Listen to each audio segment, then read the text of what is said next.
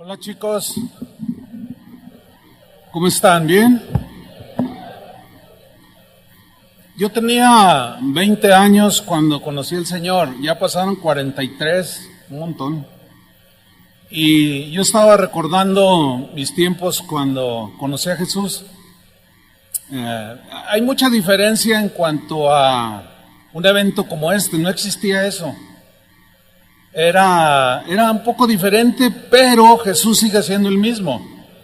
Y el mismo que me ha sostenido, ha usado mi vida por 43 años, es el mismo que está contigo. Dale un aplauso al Señor. Amén.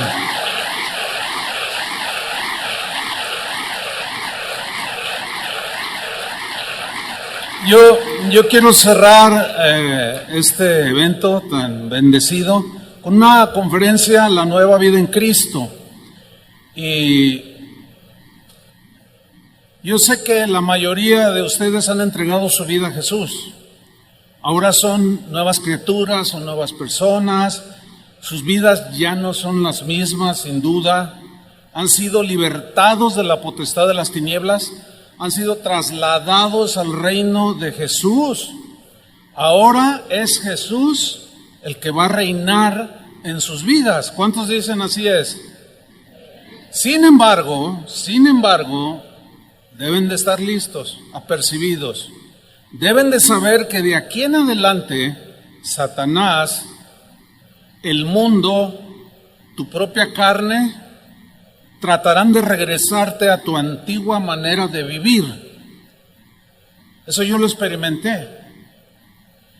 Y todo cristiano lo experimenta. Será una lucha a muerte, sin duda, jóvenes.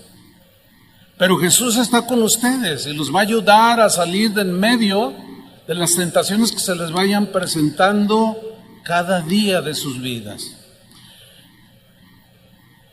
Yo he visto a través de los años que uno de los engaños más sutiles, sobre todo en los últimos años, que uno de los engaños más sutiles que Satanás está usando y lo va a usar en contra de ustedes para hacerlos volver a la vida miserable de pecado es una distorsión del verdadero concepto bíblico de la gracia de Dios.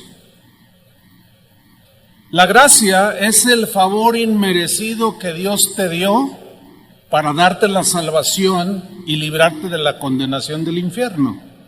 Esa es una definición de gracia, es un regalo de Dios. En Efesios 2:8, en la versión Palabra de Dios para Todos, dice así: ustedes fueron salvos gracias a la generosidad de Dios, porque tuvieron fe. No se salvaron a sí mismos. Su salvación, ¿qué fue? Un regalo de Dios. Esa es la gracia. Es un regalo, no nos lo ganamos. Es un regalo. El concepto de la gracia distorsionada se ha dado desde que apareció el cristianismo. Le sucedió a los primeros cristianos. No faltó quien malinterpretara la gracia de Dios, y también sucederá con nosotros, entre ustedes, desgraciadamente. Es un mal que está presente. En los tiempos del apóstol Pablo, algunos cristianos en la ciudad de Roma les sucedió, fueron precisamente arrastrados por falsos maestros que llevaban falsos conceptos acerca de la gracia. El apóstol Pablo en Romanos 5:20 había escrito lo siguiente: pero la ley de Moisés, se introdujo para que el pecado abundase. ¿Está ahí en la pantalla? Sí, ¿verdad? Dice, mas cuando el pecado abundó, dice, sobreabundó la gracia. Lo que Pablo está diciendo es que el pecado colmó la tierra, pecado que mora en los seres humanos, pero la gracia de Dios sobreabundó, o sea, sobrepasó y cubrió cualquier pecado de la humanidad. Eso es lo que Pablo está diciendo aquí. Pero algunos distorsionadores de la gracia, en el tiempo de Pablo y en los tiempos presentes también se está dando, llegaron a la conclusión equivocada que mientras más pecaban, más gracia recibían. Empezaron a decir cosas como: ahora ya somos libres para hacer lo que queremos. Es lo que están diciendo el día de hoy muchos jóvenes. Incluso se encuentra con jóvenes que caminan en rectitud con el Señor y dicen: no, tú eres un religioso. Y hasta menosprecian a los que quieren caminar en la santidad de Dios por un concepto errado, distorsionado de lo que es la gracia. Y en los tiempos de Pablo interpretaron así: somos libres para hacer lo que queremos. Dios es un Dios, decían, de toda gracia, y no importa lo que hagamos, decían. ¿Ustedes qué creen? ¿Que sí importe o que no importe lo que hagamos después de haber nacido de nuevo? ¿Qué piensan ustedes? Miren, cuando otro cristiano, entre comillas cristiano, te incite a hacer todo aquello de lo que Jesús te rescató, tendrás enfrente de ti a Satanás mismo, representado por uno de sus engañados. Conozco un montón de jóvenes en el presente hoy que han caído en la distorsión de la gracia, y de lo que Jesús los sacó el día de hoy van a la iglesia o a las iglesias. Después de ahí se juntan y se van a los antros a tomar, a bailar, a hacer lo que, como antes, que al cabo la gracia de Dios sobreabunda y es más grande que cualquiera de nuestros pecados, porque el Señor ya pagó por nuestros pecados pasados, presentes y futuros, dice. Distorsión de la gracia. Desgraciadamente, como en los tiempos de Pablo, el día de hoy también hay un buen número de predicadores de yo le llamo la gracia barata. Otros le llaman de la supergracia, o sea, una gracia exagerada, que están diciendo que si te suicidas te vas al cielo, que están predicando que si vives en fornicación o vuelves a la vida de pecado, no pasa nada, ya tú estás seguro en las manos del Señor, y un etcétera interminable. ¿Será cierto eso? ¿Ustedes qué piensan? Si una persona se cree cristiana, escuchen bien, y no está marcada por el deseo de santidad y un deseo de alejarse cada día que pasa del pecado, no puede pretender ser un cristiano nacido de nuevo. No ha nacido de nuevo. Porque el que nace de nuevo, como Julio lo explicaba, los genes de Dios ahora están dentro de ti, la naturaleza de Dios, y hay un rechazo natural en el nacido de nuevo por el pecado. Pero también hay un engaño en cuanto a la distorsión de la gracia. Ciertamente ningún cristiano está exento de pecar. Pero si no atiende al llamado, a la consagración, a una vida en búsqueda de la santidad y de perseverar siguiendo a Cristo, y vive como quiere, argumentando que la gracia de Dios es más grande que su pecado y que puede seguir viviendo como cualquier hijo del diablo, no tiene argumentos para decir que es un verdadero cristiano. Yo espero, hermanos, jóvenes, que no se han engañado ninguno de los que están aquí, porque van a salir ahora y se van a encontrar de todo. La justificación y la santificación van de la mano, son como hermanas gemelas. Ahora, ¿qué es la justificación? Es el acto por el cual Dios te declaró justo, sin pecado, ya arreglaste cuentas con Dios, como lo han explicado muy bien. Ayer Toño estaba ministrando y les decía y les enfatizaba: ya tus pecados han sido perdonados, créelo, recíbelo, es un acto de fe. Y es cierto, cuando tú creíste en Jesús, en su sacrificio, te arrepentiste, fuiste lavado con su sangre preciosa, en ese momento, al haber creído que vino el arrepentimiento, naciste de nuevo. Dios te declaró justificado por la fe. Entonces llegó la paz de Dios a tu corazón, y la santificación es el proceso que se inició en el momento en que tú recibiste a Cristo, que es más y más la búsqueda de Dios, más y más la búsqueda también de un alejarte del pecado, de la maldad. Entonces, la justificación y la santificación van de la mano. Si hay justificación, o si has sido justificado, inevitablemente, o es decir, sí o sí, va a haber santificación en tu vida, porque la santificación es lo que sigue de la justificación. Pero si no hay santificación, si no hay esa búsqueda, es porque quizás no ha habido justificación. Pablo les preguntó a los cristianos en Roma que habían distorsionado la gracia de Dios. Les preguntó lo siguiente en Romanos capítulo 6, versículo 1. Quiero que leamos con mucha comprensión. Dice Pablo, les pregunta a aquellos que habían distorsionado la gracia, habían arrastrado a algunos. Les dijo, ¿qué pues diremos? ¿Perseveraremos en el pecado para que la gracia abunde?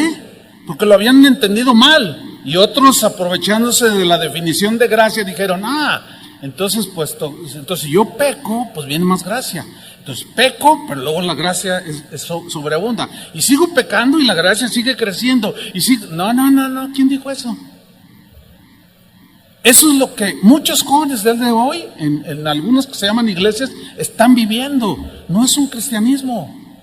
Es una distorsión de la gracia, de la cual ustedes deben de cuidarse. Dice Pablo, ¿qué pues diremos? ¿Perseveraremos en el pecado para que la gracia abunde? Perseverar aquí significa persistir, insistir en quedarse permanentemente en un lugar. Entonces lo que Pablo está preguntándoles aquí es, ¿vamos a persistir en el pecado? ¿Vamos a seguir como antes? ¿Ustedes están creyendo que la gracia va a sobreabundar a lo que yo deliberadamente o engañadamente puedo estar viviendo?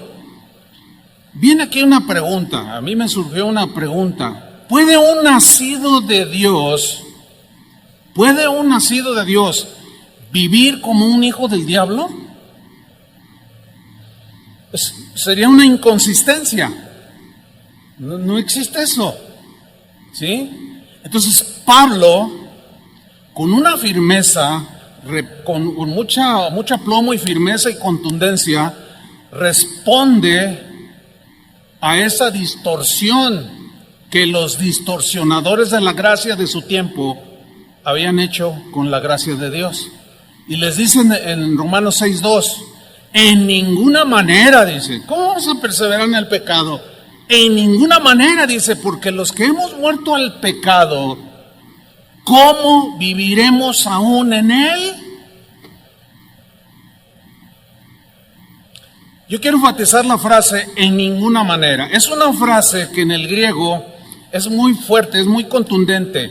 Es una palabra griega que enfatiza una imposibilidad total de que Jesús acepte tal conducta, puesto que del pecado vino a librarnos, ¿no? ¿Cómo va a tolerar que sigamos en el pecado? De ninguna manera. ¿Cómo vamos a vivir ahí? Es una enérgica expresión que Pablo usa, en ninguna manera, dice, expresando un rechazo total contra esa distorsión de la gracia. Sugerir que Dios consiente el pecado es totalmente aborrecible por Él, sin duda. Por lo tanto, Pablo, que era un fiel representante de Jesucristo, lo rechaza de manera contundente. Esto llevó al apóstol Pablo a preguntarles ahí en el versículo 2, sigo en Romanos 6:2, porque los que hemos muerto al pecado, ¿cómo viviremos aún en él? ¿Cómo dice?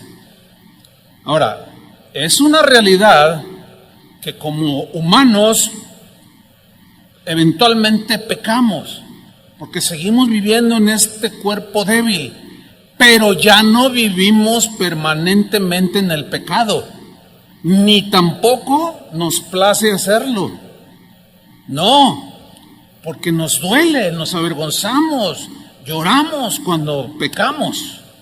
Ese es un síntoma de que eres nueva criatura. Primera de Juan 3:9.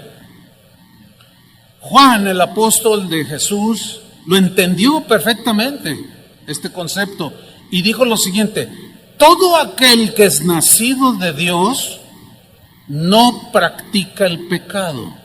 Aquí la clave está en el verbo practicar. No en no cometer algún pecado eventualmente, sino en practicar, que en el griego habla de algo que es una palabra que se usa como para fabricar algo en serie, uno tras otro, digo, así. Como tú vivías antes de que conocieras a Jesús. Dice, si todo aquel que es nacido de Dios no practica el pecado, no está constantemente reproduciéndolo, no, viviéndolo, no, porque la simiente de Dios, que es lo que explicaba Julio, permanece en él, o sea, en ti ahora, y no puede pecar, o sea, de esa manera, de estar viviendo en el pecado constantemente, porque es nacido de Dios. El mismo versículo, en la versión Palabra de Dios para Todos, se los voy a leer, ahí aparece en la pantalla, porque nos aclara un poco más esta traducción. Vean lo que dice aquí: ninguno que sea hijo de Dios continúa viviendo en el pecado, pues tiene la nueva vida que Dios le dio, y por esto no puede seguir viviendo en el pecado. Entonces Pablo establece que una persona justificada, nacida de nuevo, debe buscar cada día alejarse del pecado. Es nuestro enemigo. Pablo rechaza pues la gracia barata, aquella que el día de hoy se está predicando, que no importa lo que hagas, hasta te puedes, como ya está segura tu salvación, te puedes dar un tiro y te vas derechito al cielo. ¿Se imaginan predicar eso, por el amor de Dios? De 4 o 5 años que empezaron a predicar eso, del suicidio y que puedes hacer lo que sea, se han suicidado un montón de cristianos, hasta pastores, creyendo que se van a ir con el Señor. Esa es la gracia, es una gracia barata. Eso no es el Evangelio. Y Pablo rechaza esa gracia barata.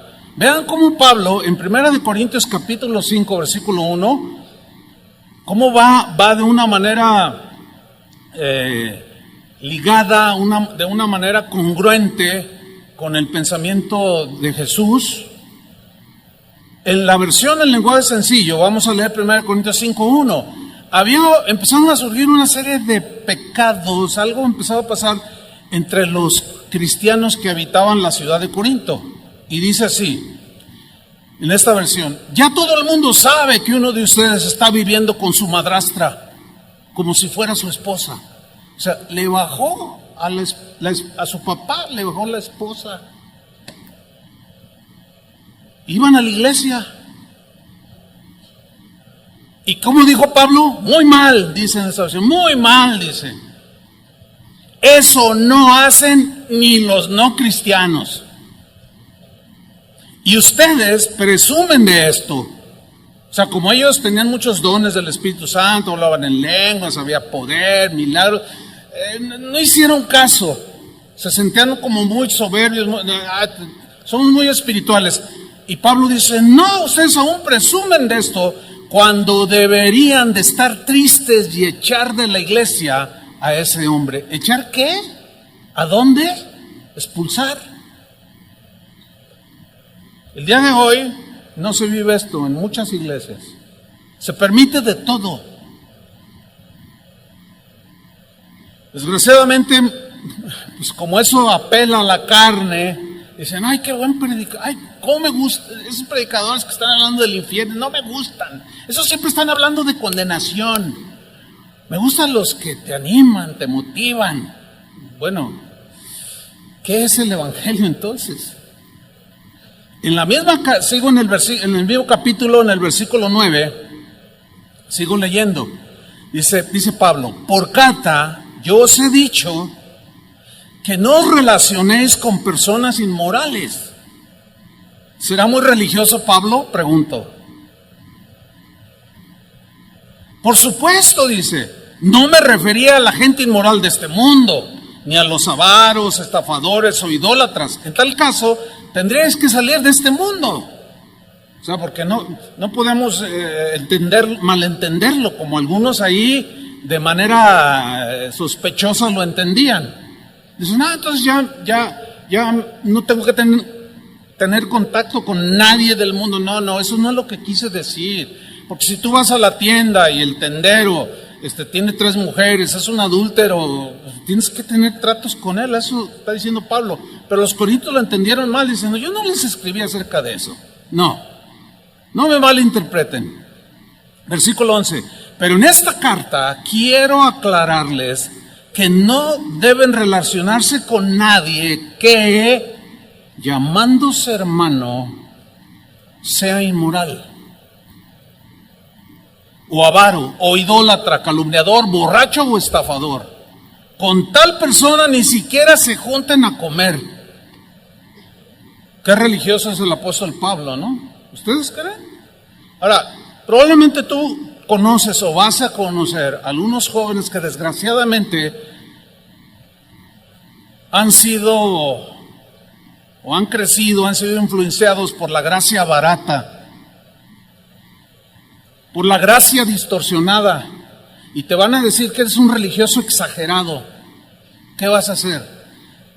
¿Le vas a creer a lo que dice la Biblia o le vas a creer a los distorsionadores de la gracia? Tienes que tener bien entendido que el Señor murió por ti para rescatarte del pecado, para librarte del pecado, para que ya no sigas en esa vida. ¿Y qué vas a hacer con esos hermanitos que probablemente conocerás por ahí que te dicen, vente, mira acá, vente con nosotros, acá no nos dice nada, acá el pastor es bien buena onda, se va con nosotros a los antros y le decimos, oiga pastor, 1 o 2 y ya, no, es bien buena onda el pastor. Esto me recuerda a cuando yo era chico que pues mis padres eran católicos y yo iba a la doctrina, pues era un niño, ¿no? Y yo me acuerdo que un padre una vez en una misa empezó a decir malas palabras en la misa. Yo dije, ay, y todos empezaron, no, es que es bien buena onda el padre, decían. No nos dice cosas, entonces él habla así para identificarse con nosotros, y fumaba, tomaba, confesaba y luego se salía a fumar con su chela acá en la mano. Y todo, fíjense nada más el engaño, Los chavos mirábamos eso y decíamos, qué buena onda el padre. Es bien buena onda, porque no nos dice nada que esté mal. Y nosotros decíamos equivocadamente, qué buena onda. Pues ahora hay muchos jóvenes diciendo, qué buena onda es el pastor, porque hasta se va con nosotros. ¿Ustedes creen que eso es el cristianismo?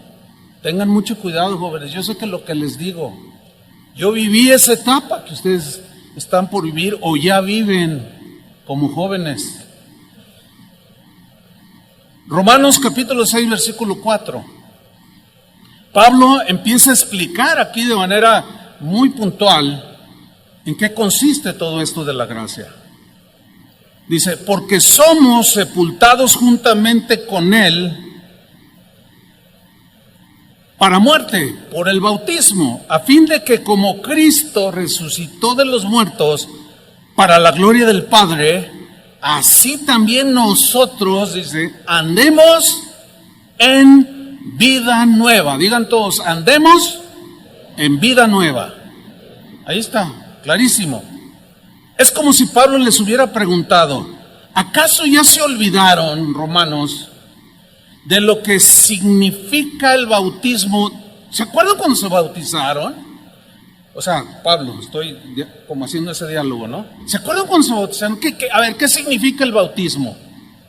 ¿Qué estaban ustedes diciendo cuando se bautizaron en agua? Es como si les estuviera recordando, el bautismo simboliza que estamos muertos al pecado. Cuando alguien fallece, se entierra, ¿no es cierto? Ustedes están muertos al pecado y por medio del bautismo es como un entierro, es un acto simbólico. Ese muerto, dice, fuimos sepultados y resucitado, porque el que te bautizó o cuando te vayas a bautizar, cuando el pastor o el ministro que te tome para bautizarte va a enterrar al muerto, al pecado. Entonces te toma, te entierra, pero no te deja ahí. Entonces, al sacarte, está simbolizando la resurrección o a una vida nueva. Entonces Pablo les dice: somos sepultados juntamente con él para muerte por el bautismo. No podemos seguir igual. Debemos de andar en vida nueva. Ya se olvidaron de qué es del simbolismo del bautismo. Vida nueva, pues, significa vivir alejados del pecado y seguir a Jesús en santidad, en integridad, en limpieza, como prueba irrefutable de que somos de Cristo. ¿Cuántos son de Cristo? Alguno, yo sé lo que puede estar pensando, es que es tan difícil. Bueno, yo ya pasé eso, yo joven fui.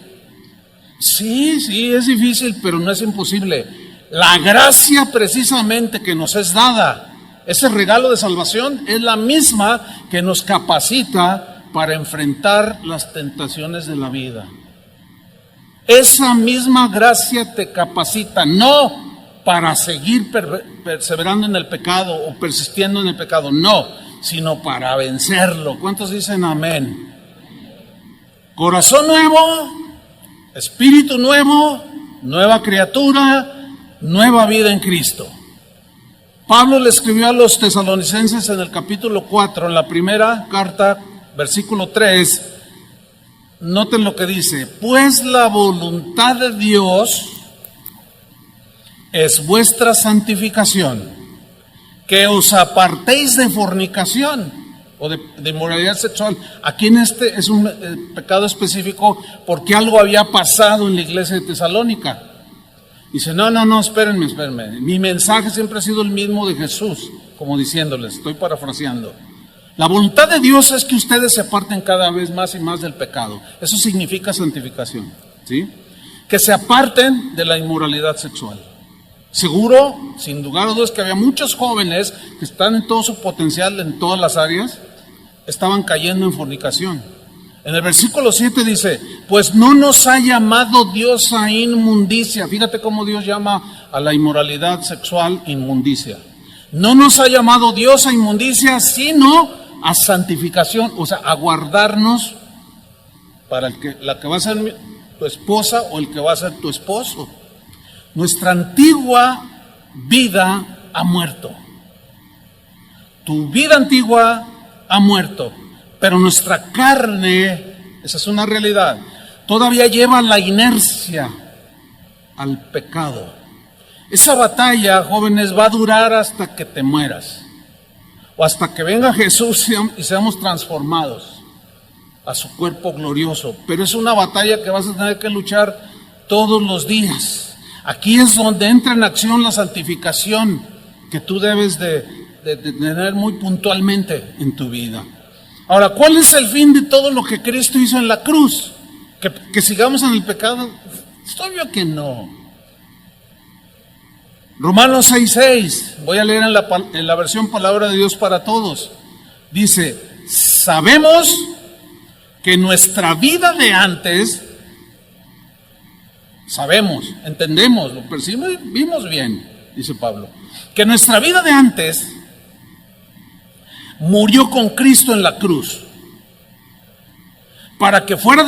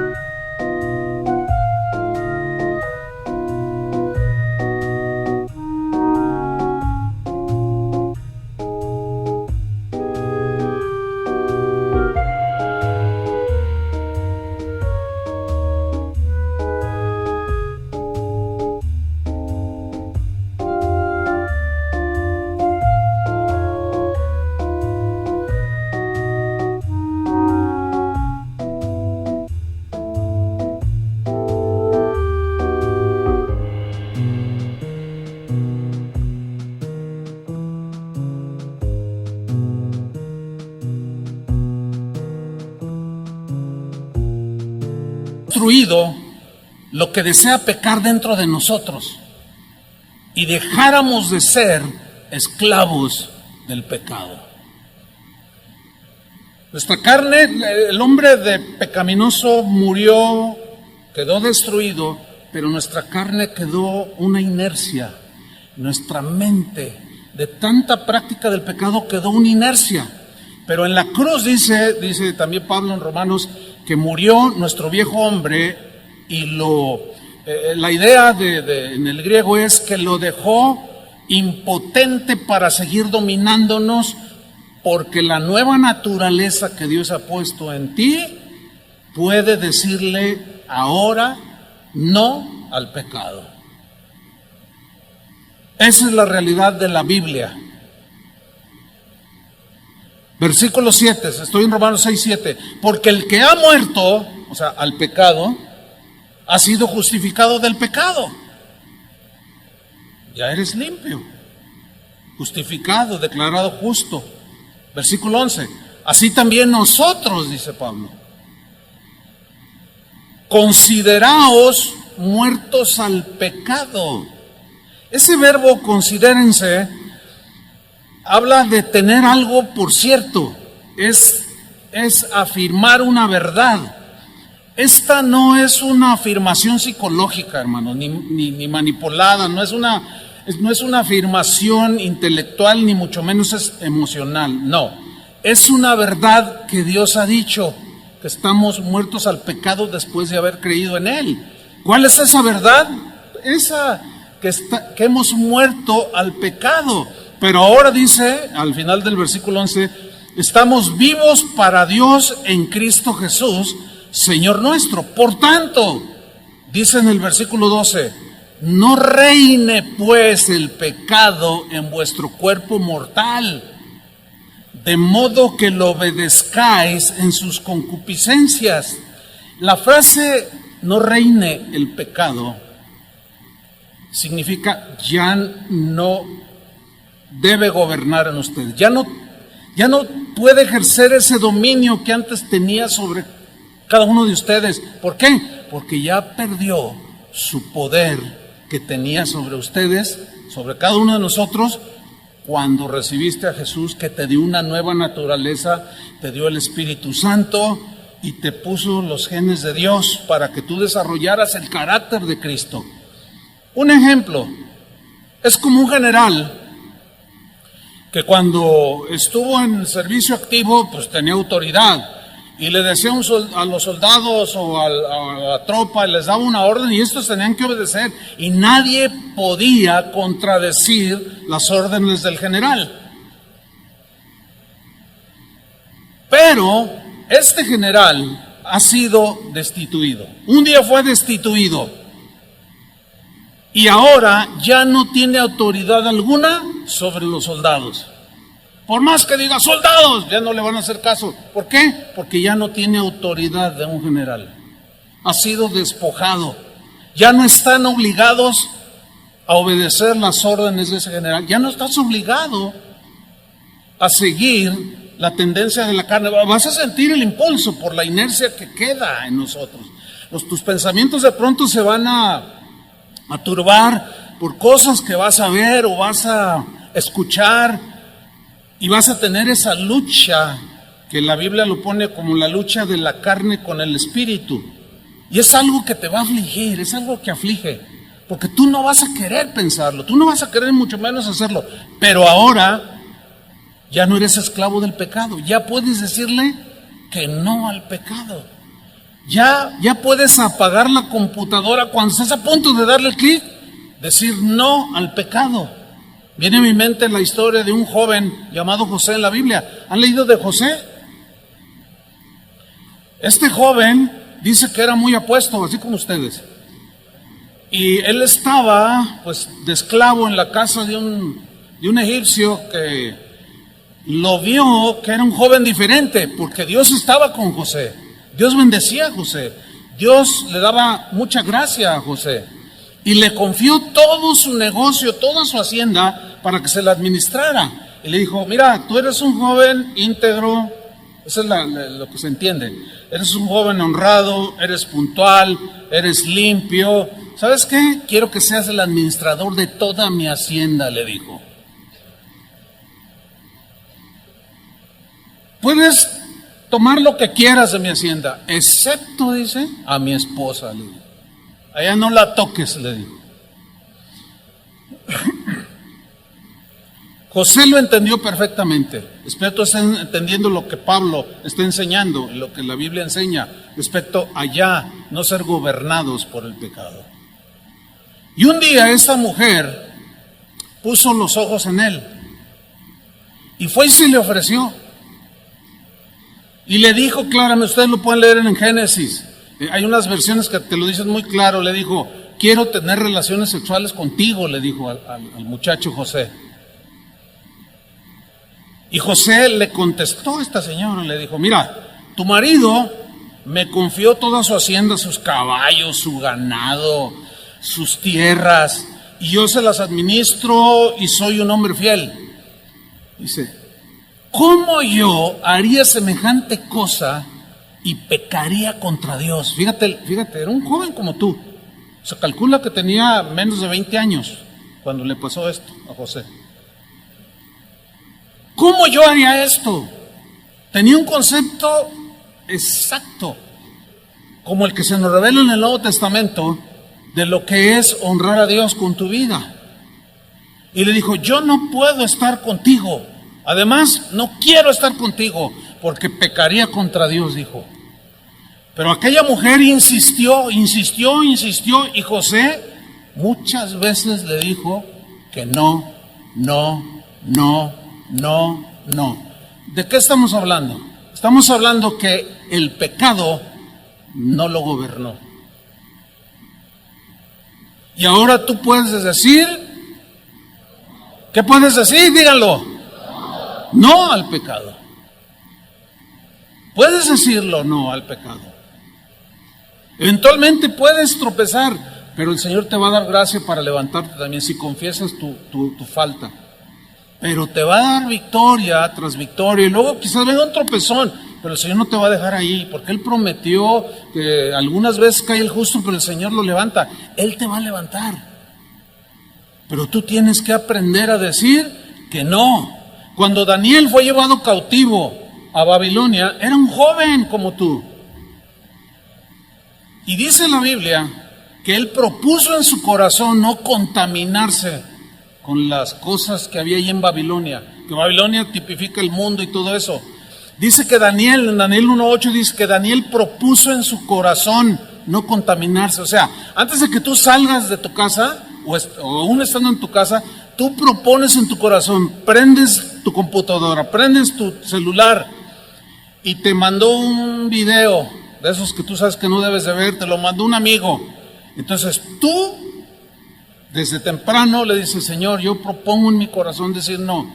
Y en lugar de dar clic, lo borras.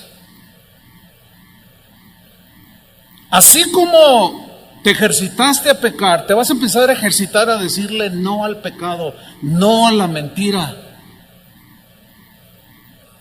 Algunos se van a burlar de ti, te van a decir que eres un religioso, que eres un oprimido y que la iglesia donde vas te tienen todo oprimido, no te dan libertad, y un montón de tonterías. Pero la Biblia es clara, ¿perseveraremos en el pecado? De ninguna manera.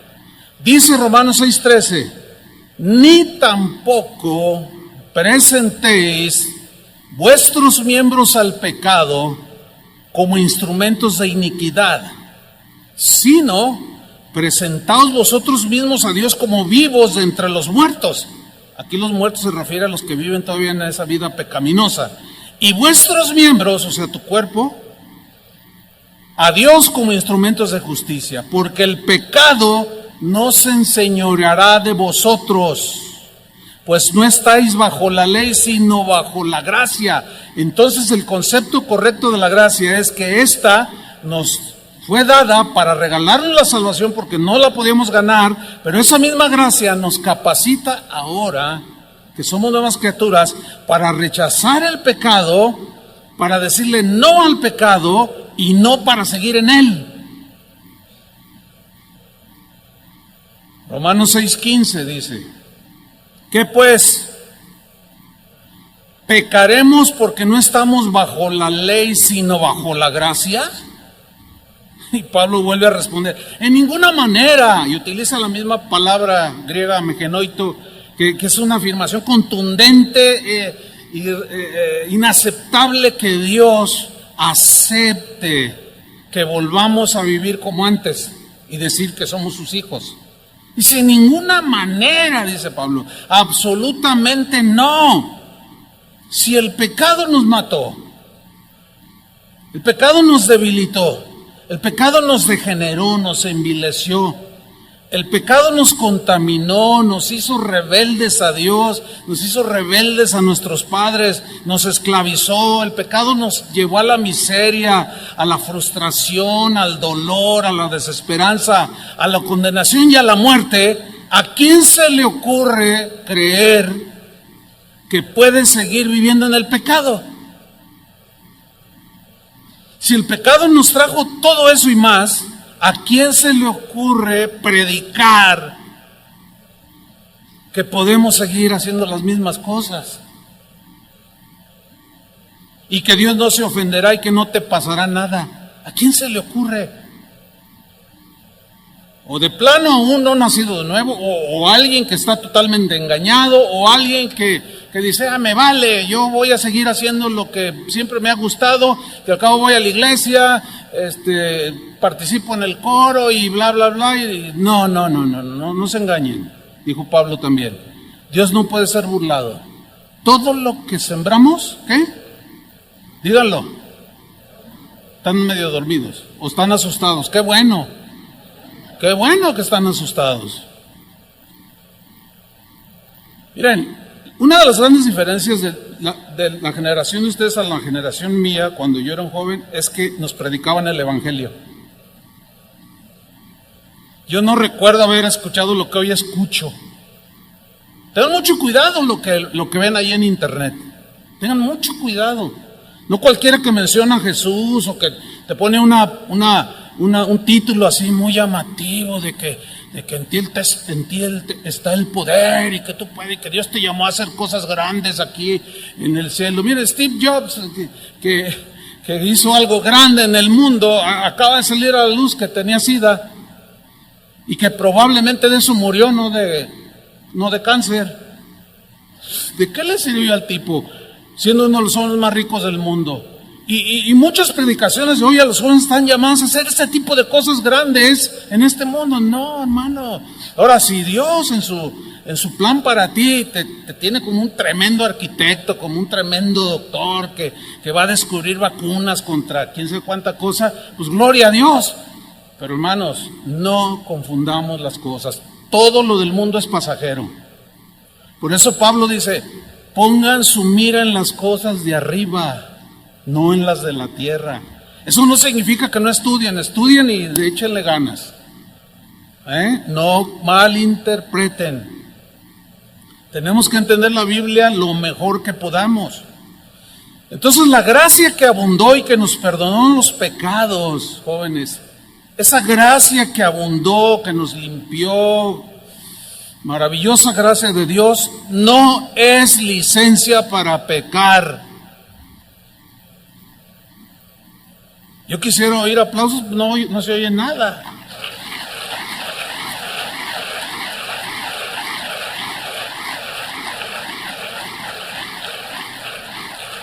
Miren, yo he estado en 20 millones de conferencias. Claro, es una hipérbole, ¿no? O sea, estoy exagerando. Pero he estado ustedes no se imaginan dónde he estado. En conferencias de matrimonios, de pastores, de jóvenes, no, ni se imaginan en cuántas. Y aplaude los jóvenes porque les están diciendo que Dios te hizo para cosas grandes, que tú vas a ser como quién sabe quién, y puras cosas del mundo. Y yo soy testigo de esa transición, de cómo de predicarles el Evangelio se empezaron a diluir los predicadores. Y hoy te hablan, es una tristeza. No están predicando muchos. Hay muchos que están predicando el Evangelio. Pero desgraciadamente los más populares son unos habladores, son unos distorsionadores de la gracia, que aún ellos mismos viven una vida que no le agrada a Dios. Ahora, es obvio que no queremos pecar, ¿verdad que no queremos? Pero a veces podemos estar en un punto débil emocionalmente, espiritualmente. Dejaste de hacer tus actividades propias de un hijo de Dios y de pronto te viste tentado, no supiste cómo decir no supiste cómo decir escrito está Satanás, no supiste cómo y paz, caíste. ¿Qué hacer? El apóstol Juan fue muy claro, los apóstoles enseñaron claro esta verdad también, es el otro lado. Pero Juan dijo en su primera carta, si confesamos nuestros pecados, o sea, se refiere a los pecados posteriores a haber nacido de nuevo. 1 Juan 1:9, si confesamos nuestros pecados, Él es fiel y justo para perdonarnos y limpiarnos de toda maldad. Entonces nos arrepentimos de haber desobedecido a los padres, de haber dicho una palabrota, qué sé yo, ustedes entienden eso. Si somos sus hijos y no nos arrepentimos, estamos ahí medio jugueteando y ay, me gusta, me voy a ir allá con aquellos jóvenes que van a esa iglesia, aquella iglesia está bien padre, no les dicen nada, acá el pastor diario está ahí duro y duro, ya me cayó gordo el pastor, es un religioso mi pastor, y tú estás luchando. Pero gracias a Dios que si tú naciste de nuevo y eres nueva criatura, tienes al Espíritu Santo morando dentro de ti. Y tu cuerpo es templo del Espíritu. Y Dios va a cuidar su casa. Tú eres casa de Dios. Y su Espíritu Santo siempre va a estar allí. ¿Sí? Entonces, si eres hijo de Dios, sin duda te va a disciplinar. Y vas a llorar. Pero escúchame bien, a Dios le interesa más tu futuro eterno que tu presente lleno de prosperidad y de bonanza. A Dios le interesa más tu futuro eterno. Porque esta eternidad, miren, pregúntenme a mí, ya con 63 años encima, yo fui como ustedes jóvenes, yo pensé que nunca iba a llegar a esto. Pero ya lo estoy viviendo. Ya tengo que cuidar lo que como.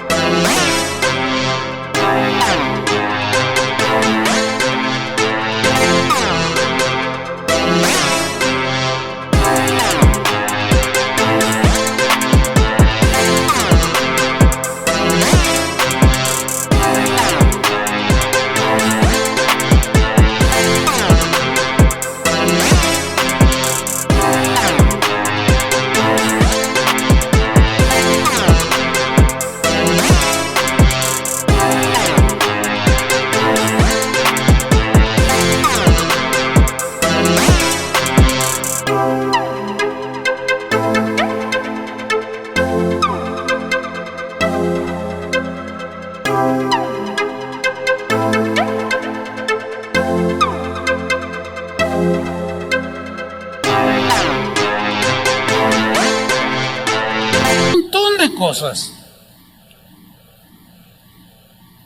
Cuando uno está joven, yo repito, pues, yo lo fui.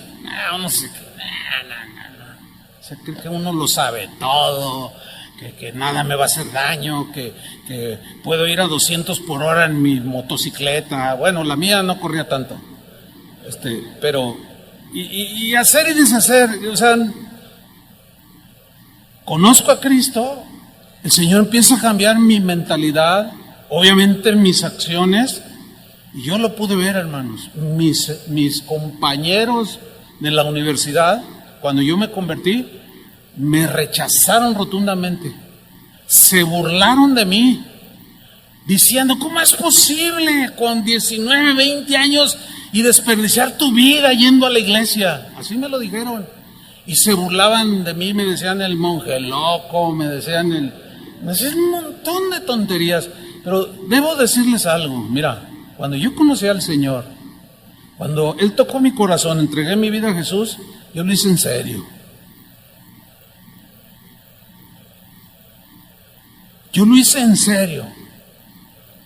Por su gracia había entendido el sacrificio de la cruz. ¿Cómo? ¿Qué más puedo hacer yo? Porque yo veía que otros que iban a la iglesia jugaban. Le hacían como que, ay, sí, ay. Pero no había algo genuino en sus corazones. No había sinceridad, no había entrega. Bueno, ya pasaron los años. Todos los jóvenes en la iglesia de mi generación, yo ahora los veo, algunos ya murieron, otros están frustrados, otros no están en el Señor, algunos son ateos, pero también hay un buen número de ellos que están sirviendo al Señor. Fíjese, alguien que conocí hace 18 años fue a Julio, que está aquí, que acabo de predicar. Yo era maestro de niños en la iglesia, sus padres iban allí, y él iba allí, y yo dándole, y se sentaba adelante en la primera fila, se sentaba, le colgaban los piecitos ahí, y siempre estaba allí bien atento. Bueno, esta es una prueba. Y pasamos lo de ustedes. La gracia sigue siendo la misma, la gracia de Dios no ha aumentado ni ha disminuido, es la misma, no se altera. Pero sí tuve esa lucha que ustedes tienen o van a tener. Y mis amigos de la universidad, todos se burlaron de mí. A todos les prediqué. A todos. Pasaron los años y fueron muriendo cada uno con los que yo crecí, algunos desde la primaria. Y así nos fuimos hasta llegar a la universidad. A uno lo mataron porque lo encontraron con la esposa de un vecino por allí. 2 de ellos murieron por sobredosis de drogas. Es un desastre. Y a mí me dijeron que yo estaba echando a perder mi vida. Y de esos 9, yo tengo una foto con todos esos de mis compañeros. Y el otro día la estaba viendo. No queda uno con vida. Todos han muerto físicamente y se murieron en sus pecados. Y los que dijeron que yo había echado a perder mi vida o la vida, es el que más la ha disfrutado. Yo me acuerdo haberle dicho muchas veces al Señor, Señor, ¿por qué no me convertí cuando tenía 10 años? Porque fíjate, yo conocí al Señor a los 20 años, tengo 63, son 43 años. O sea, a mí ya nadie me puede decir ahorita, ningún joven me puede decir que el mundo ofrece mejores cosas que las que Dios me ha dado o me ofreció en Cristo. Nadie jamás me puede decir. Porque son 43 años viviendo con Jesús contra 20 años que viví para Satanás, el mundo y la carne. Porque si así fuera, que el mundo me hubiera ofrecido lo mejor, yo estaría en el mundo, no estaría aquí. Pero tiene que ver mucho tu fidelidad, tu entrega. Pero si eres hijo de Dios, yo recuerdo cómo el Señor me disciplinó y me sigue disciplinando. Y tenía que poner su mano. Y yo encontraba textos como este, mira, Hebreos 12, versículo 15. Y a paso cuando iba creciendo y luego ya me casé, pues iba entendiendo mucho de esto. Dice, y le escribe Pablo a los cristianos hebreos, o bueno, el escritor no se sabe con exactitud quién escribió la carta a los hebreos, pero les escribe en esta manera, les dice, y habéis ya olvidado, en otra versión dice, ¿ya se les olvidó la exhortación que como a hijos, o hijos de Dios que somos ahora, se os dirige diciendo, hijo mío? O sea, Dios está hablando ahí, hijo mío, no menosprecies la disciplina del Señor, ni desmayes cuando eres reprendido por Él. Aquí hay 3 cosas que quiero mencionar brevemente. La número 1 es el menospreciar. La palabra griega que se usa para menospreciar es una palabra que se puede traducir o literalmente significa pensar pequeño, de manera reducida, en cuanto al trato que Dios tiene contigo, como hijo de Dios. Y esto se traduce en cuando andamos en rebeldía y esas cosas que ustedes saben a lo que me refiero, empezamos a hacer preguntas y ¿por qué a mí? ¿Y por qué yo? Yo no fui, yo no tuve la culpa. O sea, eso es propio de una juventud que estás pasando y que vas hacia la madurez. Y dice la Escritura, no menosprecies, no pienses pequeño. No digas, ay, no, si esto se trata del cristianismo, no, pues qué aburrido. No pienses pequeño. Piensa que Dios está formando la imagen de Jesús en tu vida. Ustedes no se imaginan la paz que yo vivo en mi corazón. No tienen la mínima idea. No saben. Ustedes no saben cuando Dios me llamó, no entienden porque no lo han vivido. Muchos entenderán cuando pasen los años. Pero yo el otro día platicaba con alguien, me encontré ahí en un pasillo. Y le decía, ¿sabes? Le pregunté a uno de los pastores de aquí que crecimos juntos. Cuando iniciamos Casa de Oración, yo tenía 26 años de edad. Y estaba hablando con el pastor Toño Ortiz, que junto con los pastores que ustedes conocen, con ellos empecé Casa de Oración. Éramos jóvenes como ustedes. Y yo le dije, oye Toño, ¿habrá algo de lo que tú te arrepientas no haber hecho, pero que ya no puedes retroceder el tiempo y que estás frustrado? Y se me queda viendo así y sonríe y me dice, no, porque somos contemporáneos. Dice, no, yo di todo, dice, yo me entregué todo. Lo mismo Chuy García, lo mismo Chava Pardo, y muchos de los que ustedes conocen, Julio entre ellos, que es el más joven de todos nosotros. Y yo le decía, mira, yo me puedo morir y me muero en paz. Porque cuando tenía la fuerza de un joven, yo no escatimé. No estoy diciendo para gloriarme. Y si me glorió en el Señor, como dijo Pablo. Pero no jugué. Nunca jugué con las cosas de Dios. Jamás. Muchas disciplinas de parte de Dios, sí. Pero me enseñaron a no pensar pequeño. Me enseñaron a pensar, sí te duele, ¿verdad? Sí me duele porque fui rebelde con mi papá, con mi mamá o como haya sido. Sí me duele. Pero me enseñaron a no pensar pequeño. Me enseñaron, es que el Señor te está formando. Te está preparando porque Dios te va a usar. Así me decían mis maestros.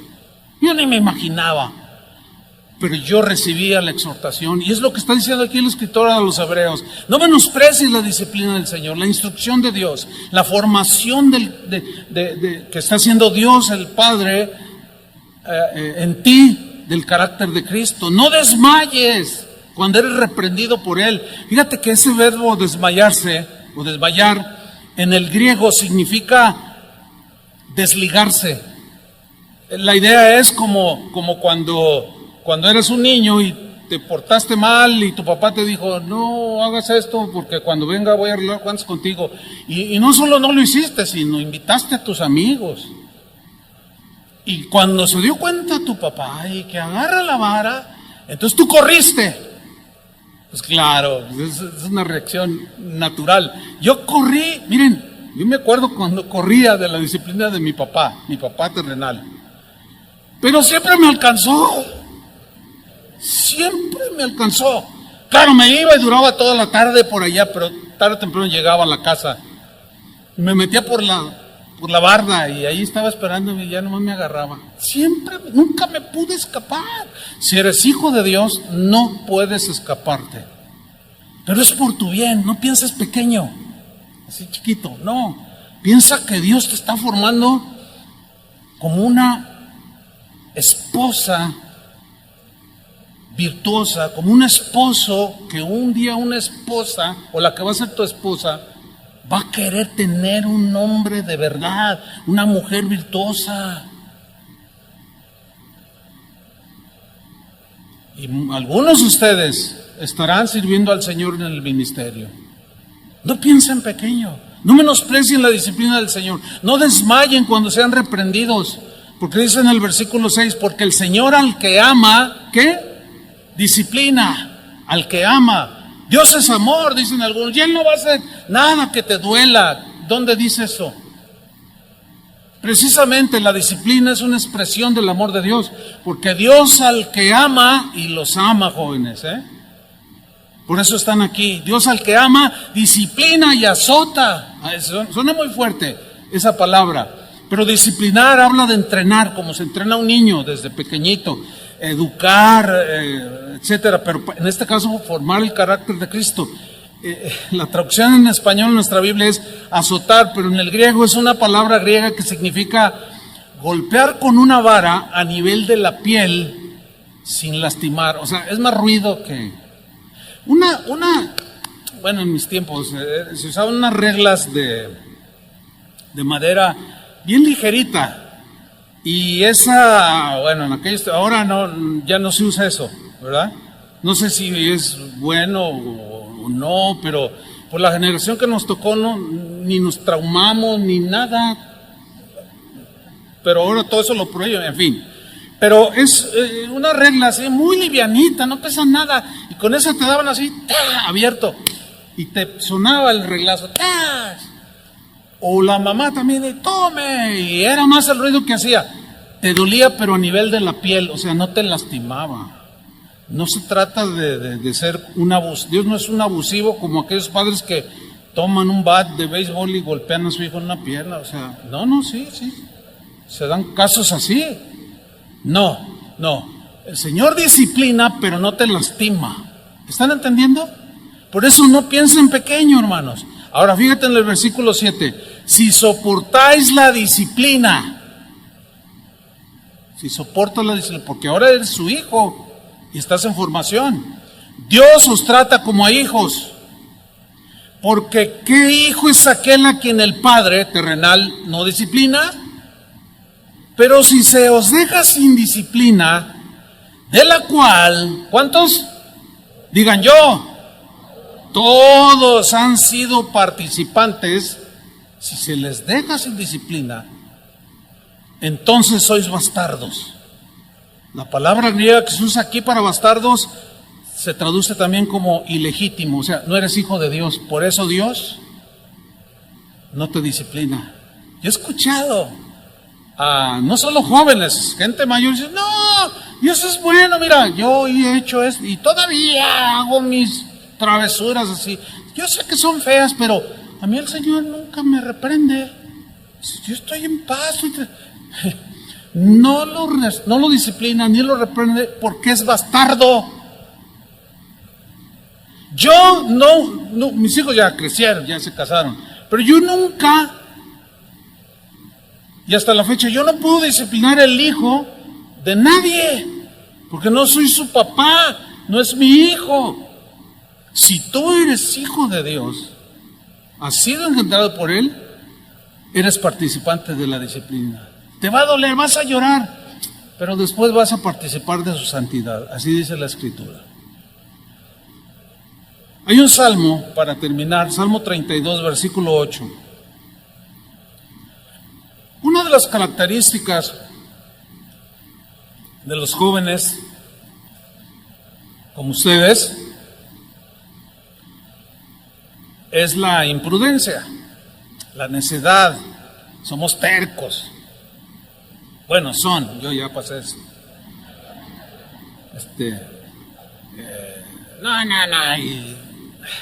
Yo me acuerdo, ya nomás porque estudiaste algo ya piensas que sabes todo, y bueno, todos esos rollos propios de la juventud. Pero mire ese salmo, porque si tú eres hijo de Dios, mira lo que dice el Salmo 32, versículo 8. Es una palabra de Dios para ti. Dice, te haré entender. O sea, como eres mi hijo, no te voy a dejar que nada más así crezcas como como al ahí se va, no. El Señor dice, yo a mis hijos los cuido y los formo y los educo. Te voy a hacer entender. Te guste o no te guste. Bueno, eso no dice, pero se puede parafrasear, ¿no? O sea, te haré entender. Te voy a hacer entender. Vas a llorar a veces, pero te voy a hacer entender. Te voy a enseñar el camino que debes andar, porque ahora eres hijo de Dios. Te voy a enseñar, Dios te va a enseñar el camino que debes andar. Y te dice el Señor, sobre ti fijaré mis ojos. Siempre te va a estar viendo el Señor. Y luego le dice en el versículo 9, no seas como el caballo, pero aquí el caballo salvaje, que no está domado, a ese caballo, al mustango, pues el caballo que anda libre. No seas como el caballo salvaje. ¿Cómo es un caballo salvaje? Pues no deja que nadie se le monte, no deja que nadie se le acerque. Dice, o como el mulo. Uy, si hay algo terco, es una mula o un mulo. No seas como el caballo o como el mulo, sin entendimiento, o sea, que no captan las cosas. Que tendrá mucha fuerza, mucho ímpetu, pero le falta mucha inteligencia, mucho entendimiento. No seas como el caballo, ni como el mulo. No seas así. Pero yo te voy a enseñar, te voy a hacer entender, te voy a enseñar el camino que debes andar. Sobre ti fijaré mis ojos. No seas como el caballo, como el mulo, sin entendimiento, que han de ser sujetados con cabestro y con freno, porque si no, no se acercan a ti.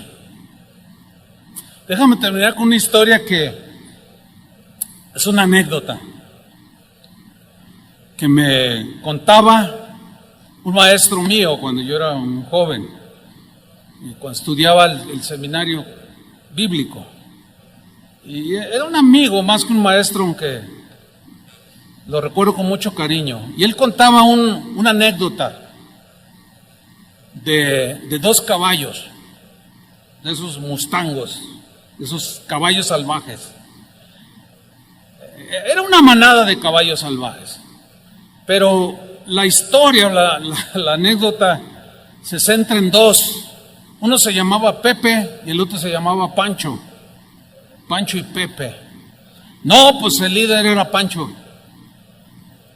Era un caballo imponente, con una piel brillante, una cola impresionante, su cabellera, así cuando corría así a galope y todos lo seguían, no, imponía ese caballo, era un ejemplar extraordinario, que cualquiera quisiera montarlo y correr en el campo traviesa. Vivían cerca de donde había un reinado, había un rey que tenía fama de que beneficiaba mucho a los que estaban bajo su reinado. Un día este rey le da una orden al jefe de sus establos, le dijo, necesito 2 caballos majestuosos para que jalen la carreta del rey, que vayan adelante, pero necesito sangre nueva. Dice, bueno, pues la única manera de tenerlos es ir por ellos al campo. Háganle como tienen que hacer, como le tengan que hacer, yo necesito esos 2 caballos ahí. Y ahí andaban Pancho y Pepe y toda la bola detrás de ellos, ¿no? Felices, libres, iban a donde les daba la gana, se dormían donde fuera, no le pedían permiso a nadie, y Pancho era el jefe. Y Pepe como que iba a ser su sucesor, porque como que se le pegaba, así como Josué con Moisés, ¿no? Un día se ve una polvareda a lo lejos, y Pancho reacciona, y les dice a toda la manada de caballos salvajes, ¿saben? Dice, esa polvareda que ven a lo lejos son los jinetes del rey, vienen a apresarnos Vienen a por nosotros para esclavizarnos y hacernos que hagamos cosas que no nos gustan. Así es que no se dejen atrapar.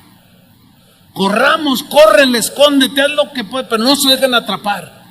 Cuando menos piensa, ya estaban sobre de ellos los jinetes del rey. Y corredero de caballos por todos, y el Pancho, como era astuto y todo, se escabulló y se perdió entre los árboles, pero apresaron a Pepe. Entonces dijeron, caballo tonto, tenía que ser Pepe, no aprendió nada de estar con Pancho. Lo van a hacer esclavo, le van a dar la comida que ellos quieren, no la que lo que le gusta.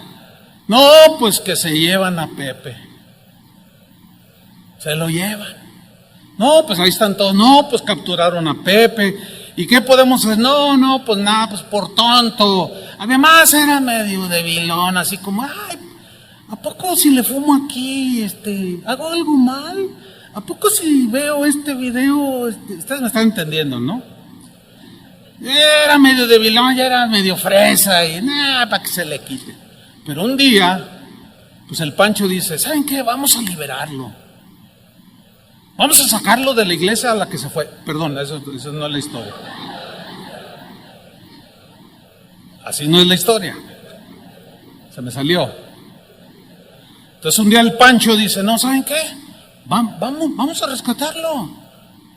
Vamos a ver cómo le hacemos, pero vamos a rescatarlo. Entonces ahí va el Pancho, pues él era el líder. Y en la noche, en medio, él era un caballo negro. Y pues se pierde entre la oscuridad de la noche y se va acercando a los establos. Y allí se ha quedado un rato mirando. Y pues no veía nada, todo quieto. Y ahí estaba escondido Pancho. Y algunos no quisieron ir por miedos. Dijeron, no, me van a atrapar. Yo no quiero estar allí ni jalar la carreta del rey ni nada. Y estaba el Pancho con unos 2, 3 de sus seguidores allí. Amanece. Y ellos ahí. Y de pronto ven que el jefe de los jinetes saca a Pancho a una especie de ruedo. Y lo empieza con una cuerda. Y se monta sobre de él. Entonces Pancho dice, ven, ahí está. Ven, se enseñorean de él, hacen lo que quiere. Y en su idioma empezó a gritarle a Pepe, tumba al jinete, no te dejes, no te sometas, libérate, no dejes que te engañen, no seas poquitero, Pepe. Y Pepe no sabía cómo reaccionar, porque por un lado lo tenían atrapado y por el otro sus amigos incitándolo a que se escapara de allí. Pero al paso de los días, Pepe pues empezó a comer diferente, le daban diferente, lo empezaron a domar. Y Pancho dijo, ¿saben qué? Es inútil, este es un debilucho, vámonos, dice. Y se fueron. Pasaron unos meses y que llega una terrible sequía a esos campos. Empezó a escasear el agua, el pasto empezó a acabarse. Por más que buscaba Pancho y sus secuaces, alimento no encontraban. Y empezaron a desfallecer, empezaron a enflaquecer, empezaron a perder fuerzas. Un día ven una polvareda a lo lejos. Y como pudo, Pancho dijo, ¿saben una cosa? Escóndanse porque ahí vienen aquellos a atrapar. Estamos re feos ya, pero aún así vienen a buscarnos para hacernos sus esclavos y que hagamos cosas que no nos gustan, que comamos cosas que no nos gustan. Escóndanse. Y se escondieron. Y en esos se van acercando a esa polvareda. Era la carreta del rey. ¿Quién creen que iba adelante? Pepe. No, iba con sus patas colgaban unos adornos en su cola, en un penacho así. No estaba musculoso el Pepe impresionante que estaba. Él era el que iba comandando la carreta del rey. Y cuando pasan enfrente de ellos y los jinetes los miran, ni los pelaron, porque ellos no servían para nada. Y Pancho lo ve, Pepe medio que se quiere frenar, el jinete que era el rey detiene la carreta y empiezan a dialogar Pepe y Pancho. Y le dice Pancho, ¿eres tú, Pepe? Y Pepe le dice, ¿eres Pancho? Soy Pepe, soy Pancho. ¿Te ves bien? No solo me veo bien, estoy bien. Como el mejor alimento. Me tratan de maravilla. Pero lo más grandioso de todo, el cambio que sufrí después de que me dejé domar. Y si un lado la rebeldía, fue el privilegio de jalar la carreta del rey. El rey hace las riendas así y Pepe arrastra y jala y se pierden la carreta en el infinito. Y Pancho muere. ¿Cuál va a ser tu historia? ¿Ah?